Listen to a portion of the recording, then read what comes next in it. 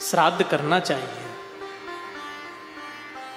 जिसने हमें जन्म दिया, पाल पोस करके बड़ा किया, अन्न दिया, बढ़िया पढ़ाया, उस लायक बनाया कि आप जीवन में कुछ कर पाओ, जीवन में जीते जी उसके प्रति श्रद्धा रखो, और जब वो चले जाएं तो उनके लिए श्राद्ध करो। वर्ष में एक दिन ऐसा आता है तो उस दिन अगर उनका स्मरण कर भी लिया जाए, उनके निमित्त कुछ कार्य कर लिया जाए, तो इसमें क्या हानि है। हम लोग बड़ा बुद्धि लगाते हैं कि अरे जो चले गए, मुक्त हो गए, उनके लिए क्या करना। ऐसा नहीं है, पहले इसको समझें हम। जब देह चला जाता है, या यूं कहूं पंच तत्व में विलीन हो जाता है, तो जो आत्मा होती है ना, आत्मा और जीव अलग अलग हैं। हम दोनों को एक साथ कहते हैं जीवात्मा। वस्तुतः आत्मा और जीव अलग हैं। आत्मा परमात्मा का अंश है, इसलिए कहते हैं कि परमात्मा हमारे अंदर विद्यमान है। और जीव क्या है? जीव अलग अलग योनि में भटकता है अपने कर्मानुसार। तो जीव और आत्मा ये दोनों अलग अलग हैं। हमारे यहाँ जब किसी की मृत्यु हो जाती है तो कहते हैं 13 दिनों तक आत्मा समीप रहती है, ऐसा कहते हैं। अब कुछ लोग इसमें भी तर्क करेंगे कि भाई ये संभव कैसे है, किसको दिख रहा है? बोले अलग अलग देह होते हैं।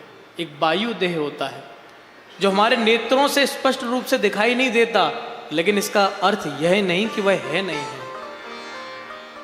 आत्मा 13 दिनों तक उसी देह के समीप रहती है। कैसे संभव है ये ऐसे संभव है जैसे आप एक इत्र को लगाओ और इत्र को लगा करके कोई यहां बैठा हो और बैठ करके बाहर चला जाए, लेकिन उसकी सुगंधी बहुत देर तक रहती है। कई बार ऐसा लगता है कि भाई इधर कौन बैठा था, इतनी सुंदर सुगंध आ रही है यहां से। या यूं कहें कि जब हम हवन करते हैं तो जो अग्नि है, अग्नि तो बुझ गई है, लेकिन उसके अंदर अब भी आग है जो धधकती रहती है। इसी प्रकार से शरीर चला तो जाता है, लेकिन आत्मा 13 दिनों तक वहीं निवास करती है। जब कोरोना काल आया तो 13 दिन के लिए क्वारंटीन सेशन चल रहा था ना, ये तो केवल कोरोना में आया, लेकिन सज्जनों हमारे यहाँ तो ये 1000 वर्षों से चली आ रही है।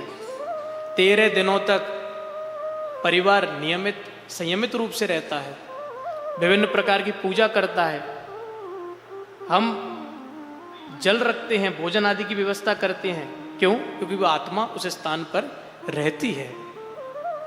कैसे?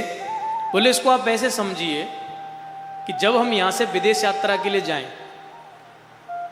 तो विदेश यात्रा करने के लिए जाएं और फ्लाइट में बैठें और बैठ करके मानो आप अमेरिका जाएं और लैंड कर जाएं, तो इमिग्रेशन होता है, मतलब वहां पर आपकी चेकिंग होगी।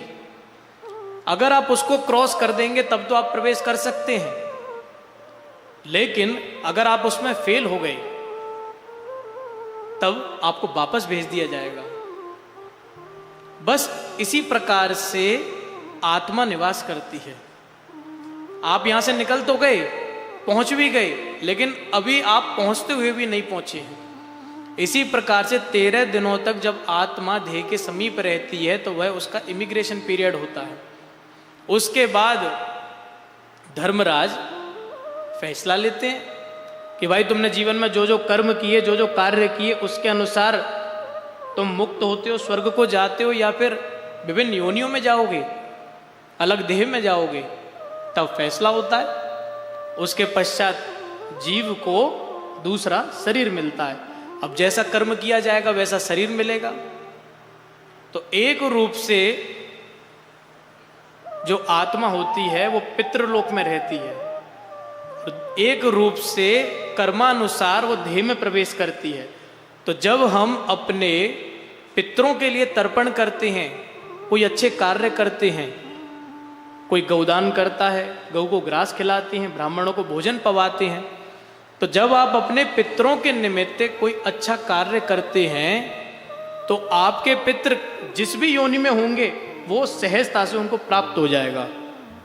मानो कोई शेर बन गया अपने कर्मों के अनुसार और आप तर्पण कर रहे हैं, श्राद्ध कर रहे हैं उनके लिए, तो आपका किया हुआ श्राद्ध उनके प्रति हो सकता है उस शेर को सहज भाव से शिकार के रूप में प्राप्त हो जाए। ऐसा करना चाहिए। हम लोगों के साथ एक समस्या है सज्जनों, हम लोगों का जो ज्ञान है ना वो सुनी सुनाई बातों से लिप्त है। कहते हैं कि गया श्राद्ध करने के बाद श्राद्ध करने की कोई आवश्यकता नहीं है। एकादशी का पारायण अगर कर लिया जाए तो उसके बाद एकादशी का व्रत रखने की कोई आवश्यकता नहीं है। ऐसा नहीं है, ऐसा कहीं भी नहीं लिखा कि गया श्राद्ध करने के बाद श्राद्ध नहीं करना चाहिए। ऐसा कहीं नहीं लिखा कि एकादशी का पारायण करने के बाद एकादशी का व्रत नहीं रखना चाहिए। ये सब सुनी सुनाई बात है। मैं पुनः यही बात कहूंगा, जिसने जीवन में आपको सब कुछ दिया, जिसने जन्म दिया, सारी व्यवस्थाएं की, उनके लिए एक दिन अगर हम नहीं निकाल सकते तो ये जीवन व्यर्थ है हमारा।